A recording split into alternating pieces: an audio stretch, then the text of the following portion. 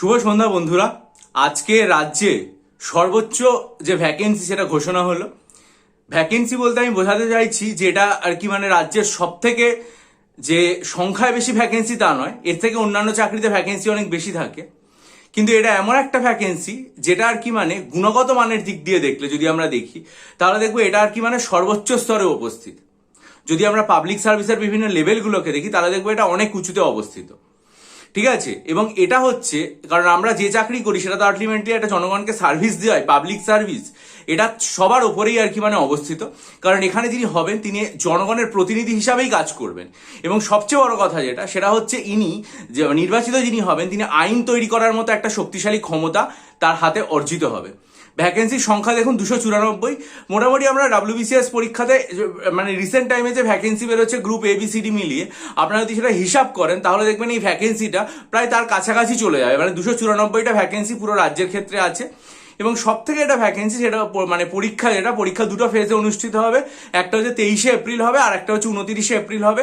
আজকে ঘোষণা হয়ে গেল মানে এই পরীক্ষাটা, নোটিফিকেশনটা হলো ফর্ম ফিল আপ সম্ভবত এপ্রিল মাসে, এই মে মাসে, মার্চের শেষের দিক থেকে 30 তারিখ মতো এরকম টাইম থেকে শুরু হবে এবং এপ্রিল মাস পর্যন্ত ফর্ম ফিল আপের প্রসেসটা চলবে। তারপরে আর কি মানে এডিট অপশন বা স্ক্রুটিনি যে ব্যাপারগুলো রয়েছে সেগুলো সবই আর কি এখানে দিয়ে দেওয়া হবে।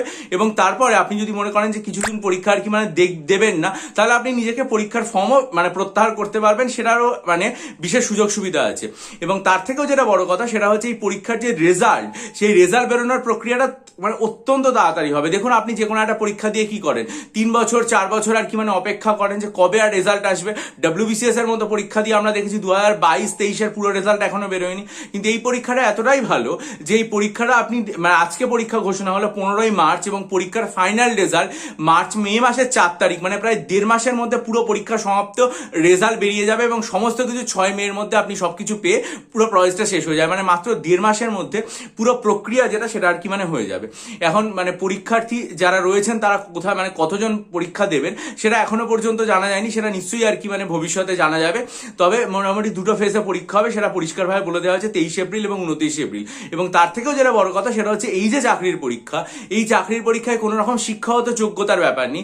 এখানে মোটামুটি বসতে গেলে আপনাকে 25 বছর বয়স হতে হবে এবং অবশ্যই আপনাকে কিছু মানে সিকিউরিটি ডিপোজিটের একটা ব্যাপার থাকে সেটা আপনাকে রাখতে হয়। আর আপনি এই যে পরীক্ষাটা দেবেন সেই পরীক্ষাটার জন্য আপনার কোনো এডুকেশনাল কোয়ালিফিকেশন লাগবে না। বয়স যেটা বলা হয়েছে সেটা হচ্ছে আপনাকে 25 বছর বয়স আর কি মানে হতে হবে। সুতরাং আপনারা যারা মনে করবেন পরীক্ষাটায় বসতে চান তারা বসতে পারেন, কারণ আজকে আমাদের রাজ্যে ভোট ঘোষণা হয়েছে, ইলেকশন কমিশন ভোট ঘোষণা করে দিয়েছে এবং এটা 4 মেতে শেষ হয়ে যাবে। আপনারা প্রত্যেকে খবরে দেখতে পারেন। ভালো থাকবেন।